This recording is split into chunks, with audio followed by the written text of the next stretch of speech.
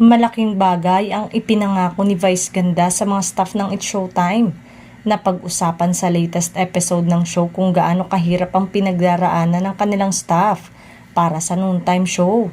Ayon kay Vice, mula 12 hanggang 2:30 lang sila nagtatrabaho pero hirap na hirap ang staff kahit na humihila ng ilang all-nighters para sa show. Kasunod ng impormasyong ito, ipinaalam ni Vice sa staff ang pangako nito sa kanila ngayong darating na Pasko at sisiguraduhin umano nito na mangyayari yon. Huwag kayong mag-alala sa mga pinakamamahal kong kapamilya dito sa Showtime. Hindi kayo maiiwanan sa laylayan. Sisiguraduhin ko yan.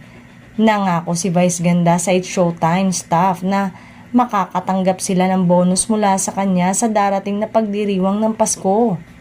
Buong pahayag nito, yan ang mga nagpapakahirap para sa programang to kung tayo umaarte-arte lang dito from 12 to 2:30 pero sila hanggang gabi, hanggang madaling araw. Kaya promise, may bonus kayo sa akin. May bonus sa akin ng Showtime family natin, sabi ni Vice sa staff ng noontime show.